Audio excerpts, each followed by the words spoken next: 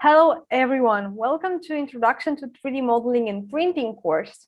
In the next videos, we will talk about reciprocating saw. And why we are going to cover this topic? Well, in the previous courses, we covered different topics about mechanisms, about how to sketch, about parametric modeling, direct editing, and so on.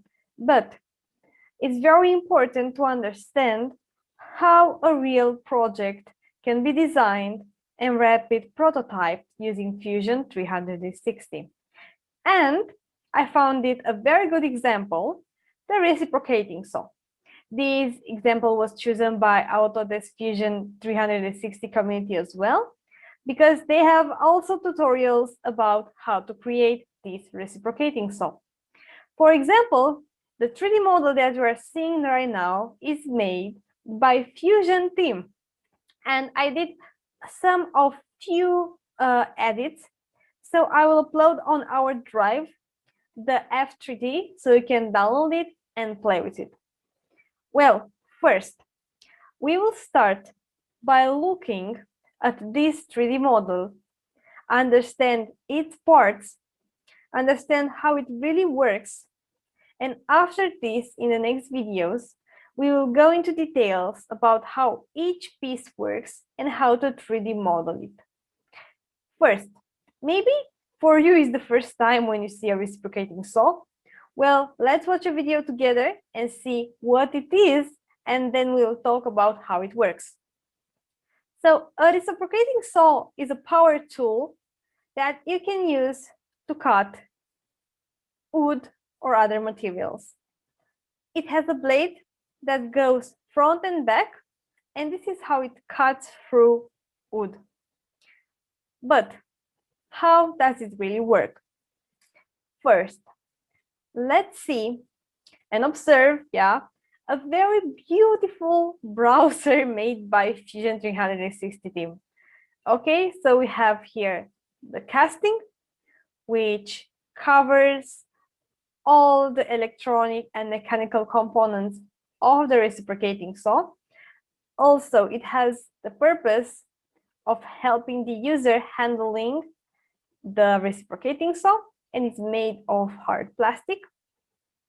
If we hide it, we can see the interior, which, as I said, contains the electrical parts and the mechanical parts that are producing the back and front movement of the blade.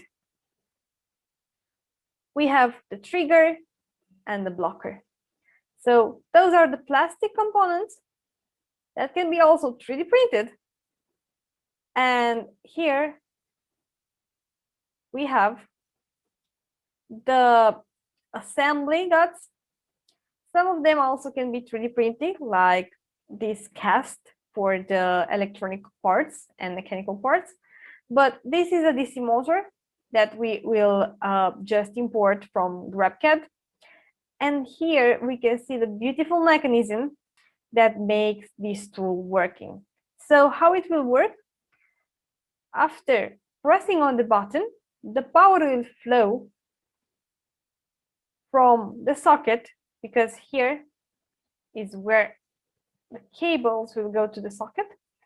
And then we'll go to the motor that will be powered with electricity.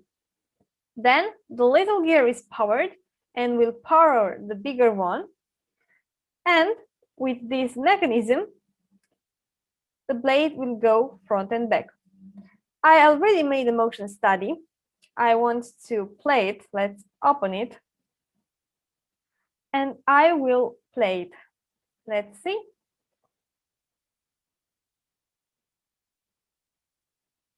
So, does this mechanism remember you of something familiar? Well, if you saw the previous videos of the course, it should. Because let's go together, crank slider mechanism. So let's watch it together. So let's open the motion study and play it. So what we have here, are the crank, which is the green circle. We have the slider, which is the yellow part, and the connecting rod, which is the pink part. Okay, so by having a rotational movement, we can have a linear movement using the crank and the connecting rod. So let's see. Here, the crank will be the big gear. Let's play again this. Good. So here, the big gear will be the crank. The blue part will be the connecting rod. As you can see here, we have connecting rod, and the slider will be the blade. So it's very nice to see that basic mechanisms are used in daily use tools. So now, what we will do in the next videos, we will start creating the casting. As you can see, if we hide a part of it, the casting has holes, so we can hold in place everything with screws. It has some spaces that support the casting for the mechanical parts, and so on. Then we'll start creating the housing for the mechanical parts. We'll import the DC motor. We'll create the buttons and the adapter as well. And then we'll create the mechanism and the blade. So see you in the next videos to get the project started.